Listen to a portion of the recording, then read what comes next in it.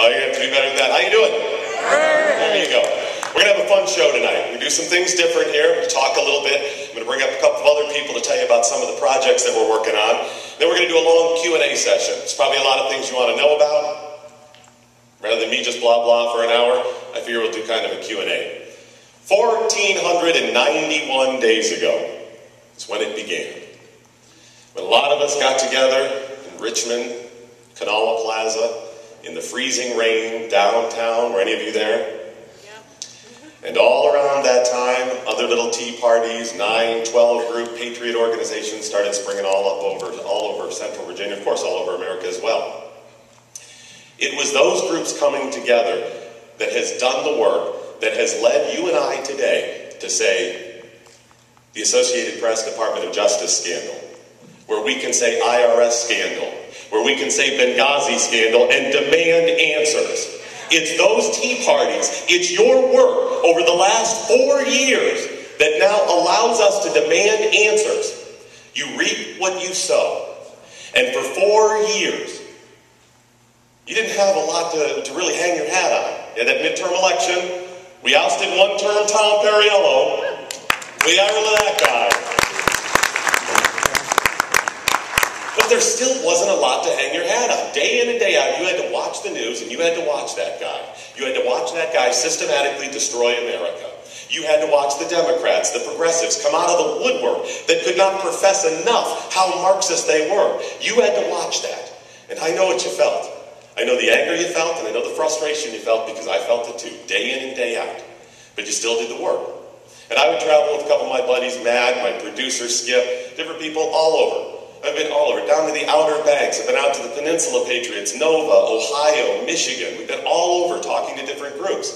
People always say, Doc, what can we do? And I say, you're doing it. I said, you're just not going to get a lot of traction. I said, each one of us is called to do something, but you have to decide that for yourself.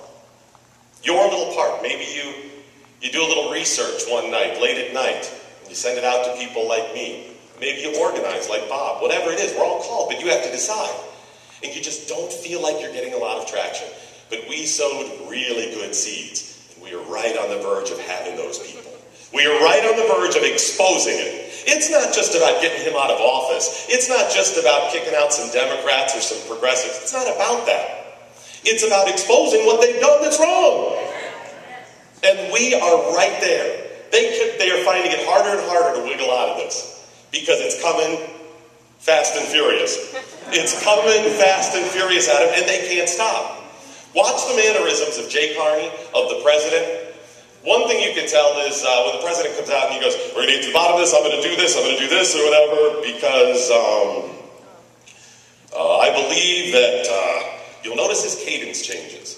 When he's looking for those words, you notice it changes, and that's where he is lying. That's where he's looking for the right word to make sure he doesn't get hung out to dry on something he said. You'll notice when it comes to the IRS scandal, what did he say today? Did you hear it? They asked him point blank, did you know about this? And he said, I only found out about this report when the media reported on it. They asked him if he found out about the report. When did you know about it? Did you know about it 2 years ago? Because I know people like Jamie Radke, I know people like Bob that were sending all the letters to him. How can he not know about it? Point is, you did the work and we are right there and we can't stop now. We are finally right there. We're finally going to call them out. So please continue with what you're doing. But there's also some other ways that we have to head forward. Where do we go now? I was in Cincinnati a couple of weeks ago talking, and I first floated out this idea to them. And this is going to be something that I really push over the next couple of years. This is going to be my main focus, and I hope some of it will be your focus as well, at least for some of you. We got to keep doing what we're doing. But the focus has to be heading in a new direction. We can't continue to preach to the choir. It's great. We're all there.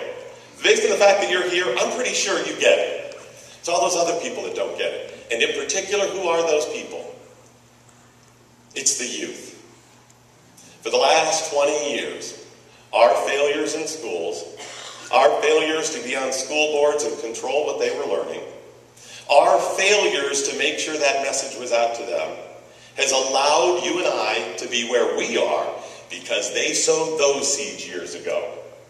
Those are the seeds that they sowed that allowed President Obama to get elected and that allowed so many people to go, well, this socialism isn't so bad. A little socialism's fine. A little bit of this stuff is fine.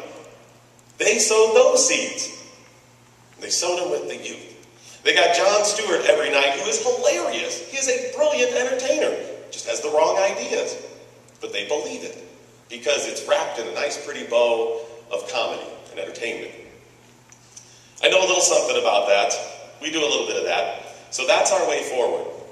One of our main focus is going to be continue to hit the youth and go every way we can in order to bring them in the same style that Jon Stewart does. To bring them in with the humor, enjoy what they hear, and then they start getting the message. Because I don't know if you can remember back, I don't remember that well when I was that age, 17, 18, but the idea of being responsible was not really well marketed. It wasn't received well when my father said you need to be responsible. That's hard to say. You got somebody over here going, go be irresponsible. Go get drunk and have a good time. This guy's saying, hey, you need to be responsible. It doesn't sell so well. So you got to bring in with the humor. That's the first thing. And the second way forward has to be with the technology. If the internet were not there, we probably would not be here. If we did not have the internet over the last 4 years, we probably wouldn't be here. We wouldn't have the research for all the stuff we talk about, number one. Number two, we wouldn't be able to communicate the same way. It just wouldn't exist. We got it. We started saying, all right, we'll be online, we'll do the research, we'll set up the Facebook pages, we'll do all of that stuff. We'll send emails, but we have to take the next step with technology. And that is this. You're going to have to do it. You're going to have to commit to being connected on a smartphone. And you're going to have to get on Twitter. You're going to have to, in fact, you're going to go beyond Twitter. You're going to have to get on all these other ones too. You're going to have to be on Pinterest. You're going to have to be on Feed is the new one. You're going to have to go do this stuff because that's where you need to send the message.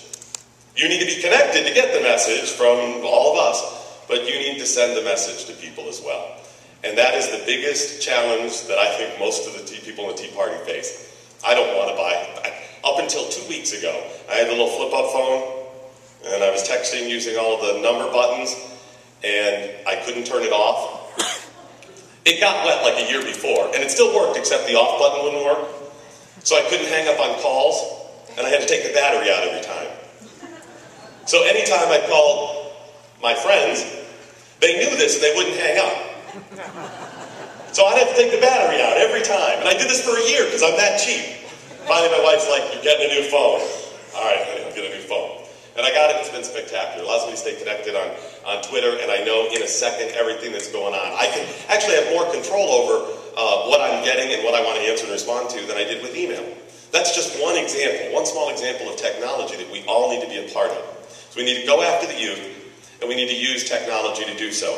That's what they've been doing, and that's the reason they were able to sow those seeds that allowed the youth to be brainwashed for the last 20 years, that now we have the 25, 35-year-olds that are making really bad choices saying, well, you know, it's okay, a little bit of it's fine, and, you know, it's just, oh, Doc, you know, those guns are so scary, can't we just get rid of some of them? It's stuff like that for 20 years that they've done. That's where we need to be.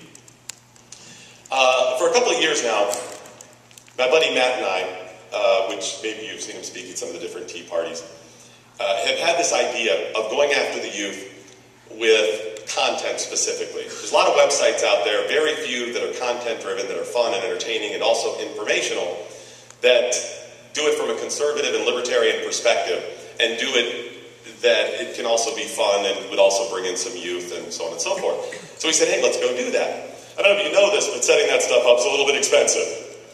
So we got some investors together, we had some meetings, we've done a bunch of different things, and then we realized, you know, we're going about this all wrong.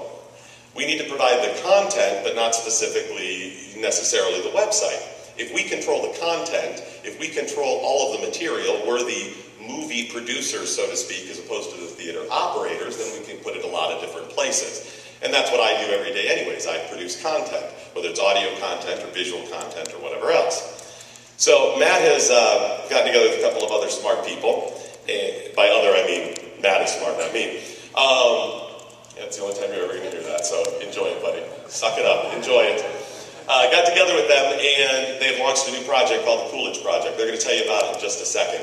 After that, we're going to do a little Q&A session, as I said. We'll talk about some of the many, many things going on.